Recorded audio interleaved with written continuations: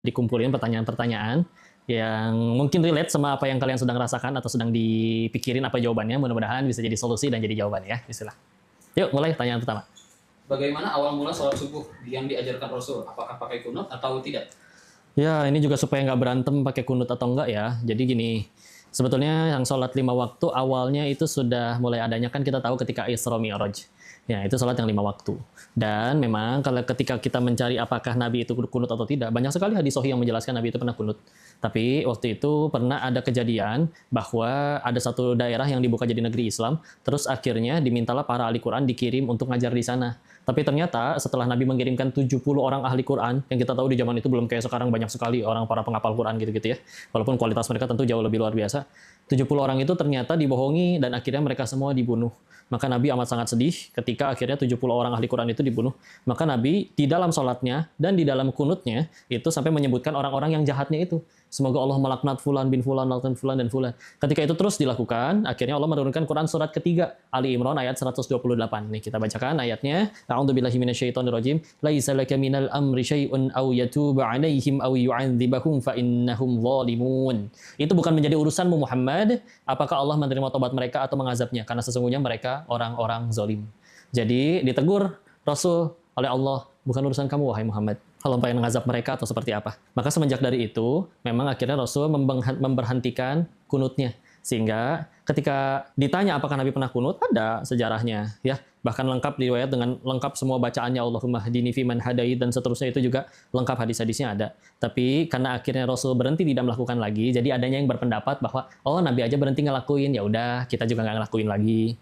Tapi kalau ada yang pengen masih terus melakukan kunut, juga ada landasannya Nabi pernah kunut kok. Dan kunut yang juga benar-benar juga dicontohkan adalah juga namanya kunut nazilah. Itu ketika ada bencana, maka Nabi membacakan kunut nazilah untuk mendoakan supaya bencana tersebut berhenti ya. Maka itu juga ada contohnya, ada panduannya ya. Jadi kurang lebih gitu sejarahnya. Jadi jangan berantem lagi. Yang kunut sampai tidak kunut, yang nggak boleh yang nggak sholat subuh ya. Mana yang harus didahulukan? Orang tua yang berorientasi dunia atau guru yang menuntun kepada agama? Masya Allah, guru yang benar-benar nuntun ke surganya Allah, ke agama, juga akan pasti menyuruh si anak ini untuk birrul walidain ke orang tuanya, bakti berbuat baik kepada orang tuanya. Meskipun orang tuanya dunia banget, kamu terus kaya nak, jangan urusan sama orang kalau nggak jadi duit, yang gitu-gitu. Nggak apa-apa, nggak apa-apa. Biar gimana juga dia adalah ya orang tua, wasilah kita terlahir di dunia. Ya, jadi tetap kita diperintahkan berbuat baik karena itu perintah Allah dan Allah suka. Bukan supaya akhirnya orang tua jadi ngasih uang jajan lebih banyak atau apapun itu. Ya, maka biasalah orang gurunya juga pasti akan menuntun supaya anak-anaknya ini nurut sama orang tuanya, berbuat baik sama orang tuanya. Di Bismillah suatu saat dengan izin Allah, hidayah itu datang, orang tuanya akan melihat ini anakku Masya Allah ya beda sendiri, nggak kayak aku urusannya dunia melulu. Bisa jadi hidayah dari lewat situ. Ya, jadi tetap derajat orang tua, ya kemuliaan guru, kemuliaan ilmu itu tentu luar biasa. Tapi kalau udah bandingannya sama orang tua, kita tahu ya, apalagi ini orang tuanya cuma ngingetinnya ya dunia terus gitu, nggak nyuruh kita istilahnya nyembah selain Allah, nggak nyuruh kita ninggalin sholat. Jadi ya tentu itu dia tadi masih ke orang tua dulu, karena sekali lagi kalau misalnya guru adalah benar-benar guru yang baik, dia pasti akan meminta kita seperti apapun orang tuanya tetap berbuat baik kepada orang tuanya. Karena memang kata Quran seperti bahasan sebelumnya tadi di surat Luqman dari ayat belasan, seperti itu juga perintahnya. Ya, wallahu a'lam bishawab. Gimana caranya menghilangkan kebiasaan buruk setelah bertaubat?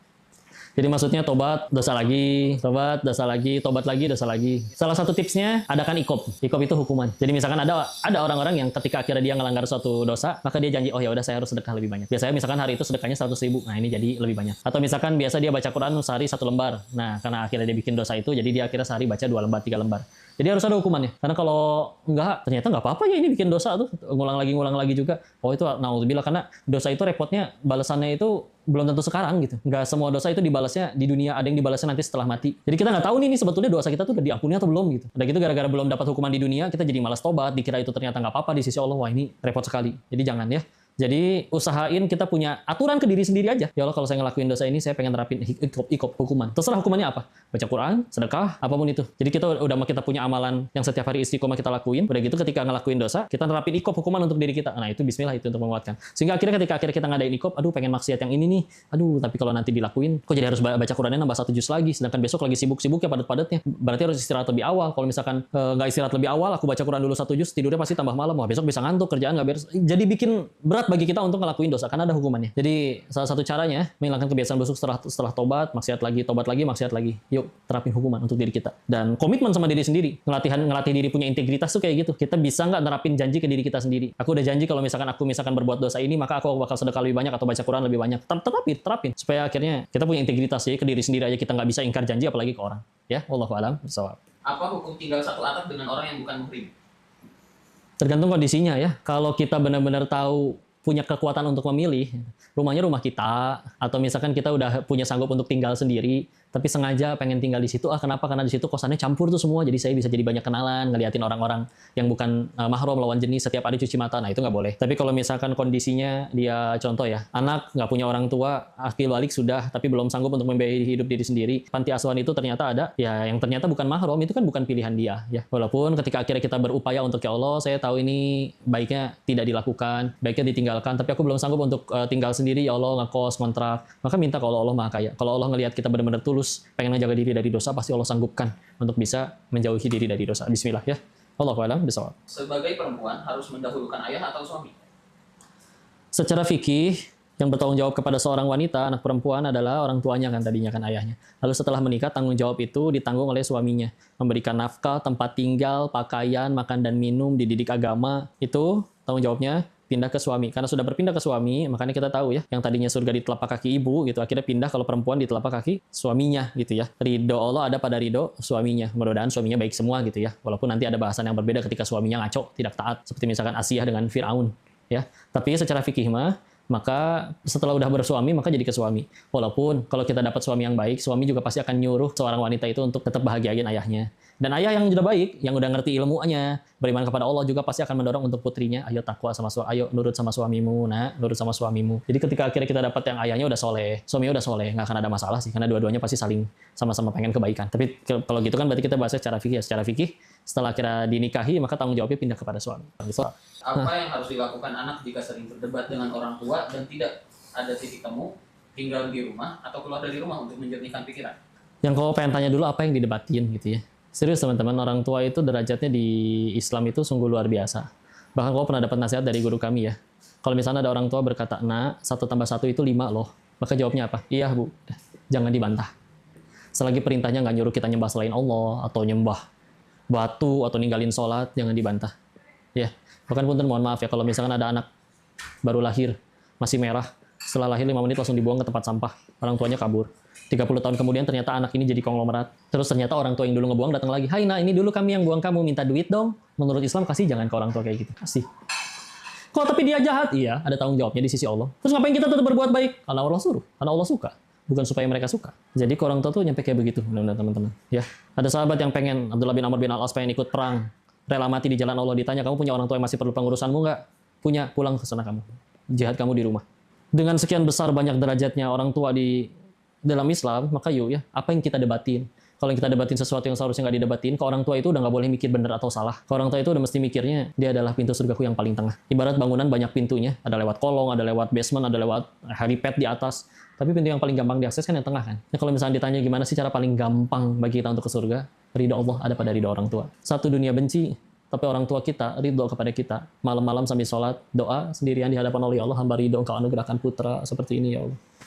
Demi Allah itu udah 1 langkah di surga itu. Tinggal 1 langkah lagi menuju ke dalam surga. Atau sebaliknya 1 dunia cinta, tapi orang tua pernah tersakiti, kita belum minta maaf, dan curhat lagi kalau ya Allah hamba sakit sama anak ini, ya Allah hamba belum ridho dengan ini. Demi Allah surga haram bagi kalian. Meskipun 1 dunia cinta, jabatanmu tinggi, rekeningmu triliunan. Maka yuklah, apa yang didebatin sama orang tua. Kalaupun ternyata orang tuanya benar-benar salah, orang tua saya nyuruh saya nyembah batu kok, jangan nyembah Allah. Tetap kita diperintahkan di Quran surat Luqman, dia dari ayat 13 ya, sampai seterusnya. Itu diperintahkan tetap untuk berbuat baik kepada mereka dalam urusan dunia, ya.